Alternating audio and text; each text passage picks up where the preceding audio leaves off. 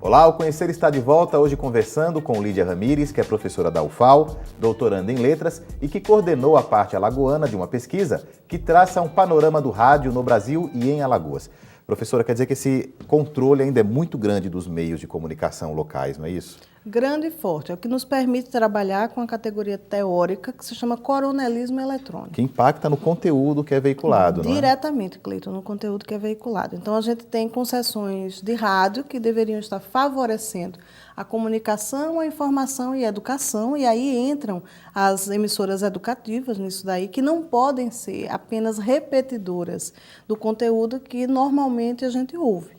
É a certo ponto que você pega as 3 grandes emissoras aqui em Alagoas, se você pegar o espelho da programação, você vai achar que é a mesma coisa com nomes e apresentadores diferentes.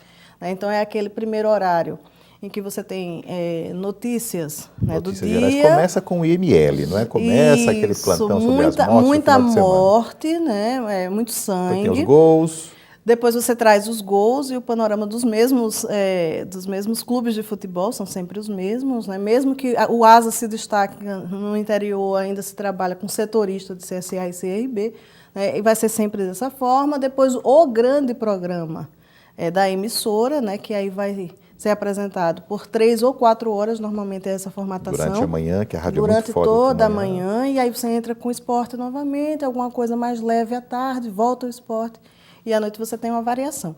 Então, é sempre dessa forma. E as educativas, elas entram também nesse mesmo engessamento. Lamentavelmente, não é? Lamentavelmente, porque teriam, né, não digo por obrigação, mas teriam a condição de fugir exatamente desse convencional que existe, por exemplo, na FM, no caso da educativa, que tem uma programação completamente diferenciada, né, das músicas que comercialmente são trabalhadas. E com uma ingerência política de igual monta, né? A gente tem uma ingerência política nas rádios, digamos, privadas, mas também nas rádios estatais. Até né? mais forte, porque você tem na estatal... É o governante quem está mandando. Isso, e você tem na estatal uma dificuldade, vamos dizer assim, para o gestor, que é a impossibilidade de demissão.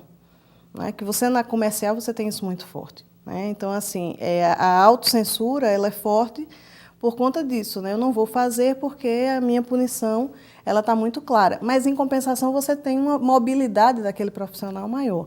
No caso de uma empresa, né, estatal, né, esse engessamento é aquela famosa geladeira, né, você é colocado de lado. E por estar naquela empresa, você até acabar o mandato do político, né? Quando acaba o mandato, a depender de quem assuma. Isso, você não tem mobilidade. Então, essa cultura que se tem ainda em todo o Brasil, não está falando só em Alagoas, aqui né? Nacionalmente. De que a emissora do Estado é do governo, né? Isso daí tem que ser colocado por terra. A emissora... É uma confusão, né? Público é uma coisa, estatal é outra coisa. Eles podem até se fundirem, mas há uma divisão. Mas são de segmentos distintos, né? Enquanto você não tiver a noção que o público não é do governo e sim do povo, né?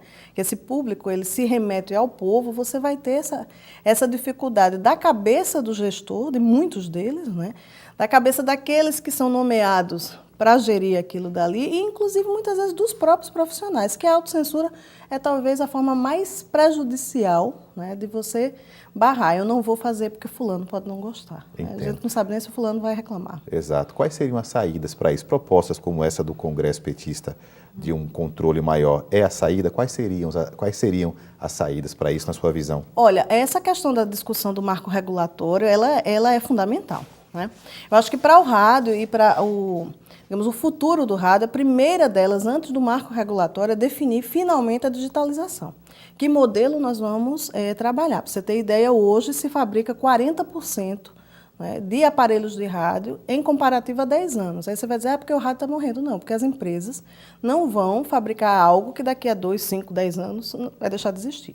Então, essa é a primeira questão. Precisamos de um modelo, e que modelo vai ser esse de digitalização? A segunda questão passa definitivamente pelo marco regulatório, e as leis são duras, são firmes em relação a isso desde a Constituição de 1988.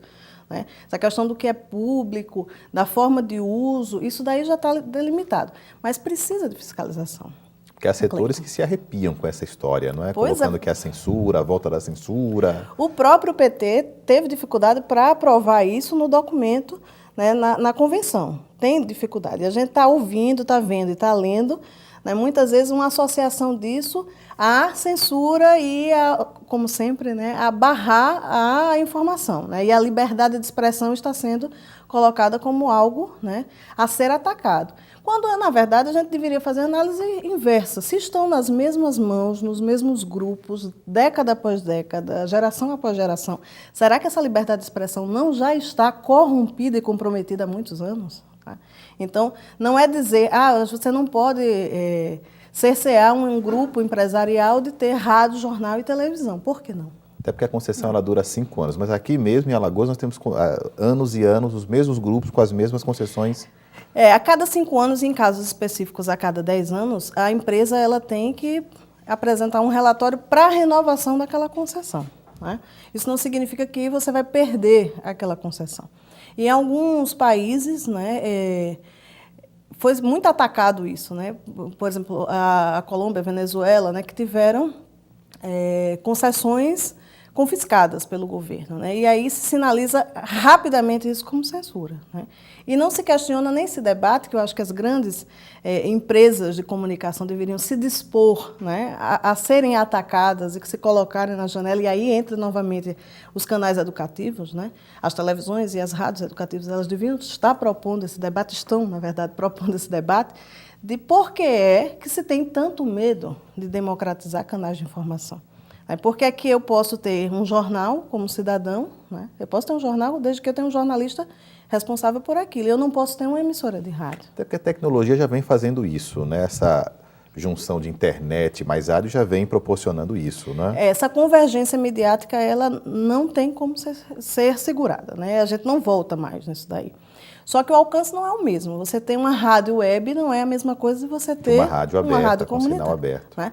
E aí a gente entra nessa questão de rádios comunitárias, as ditas rádios piratas, né, que é um desvirtuamento do termo, na verdade, com uma briga grande, inclusive do pessoal da ABERT, né, de criminalizar, né, uma prática que é voltada à democracia, quando, na verdade, nós deveríamos estar discutindo marcos regulatórios para que existissem espaços onde isso pudesse acontecer.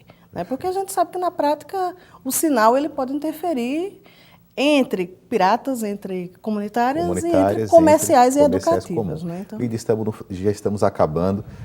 Qual a importância desse estudo para o país? Ele é um estudo que traça um panorama do qual nós não tínhamos dados antes? Isso. É o ineditismo, né? É a preocupação em você deixar memória, a gente não pode deixar perder esses dados, né? Traçar esse perfil e exatamente isso, refletir sobre o que é que pode ser feito. E projetar ações futuras também, não é? Projetar ações futuras para a gente mudar, né? Ou pelo menos questionar essa paralisia. O status quo, perfeito. Lídia, muito obrigado pela sua presença aqui, parabéns pelo estudo a você e ao Ricardo Ferro, Ricardo Moresi, que participou também. Obrigado. Obrigada, Cleiton. Okay? E o Conhecer de hoje fica por aqui. Para você que nos acompanhou, muito obrigado, até a próxima.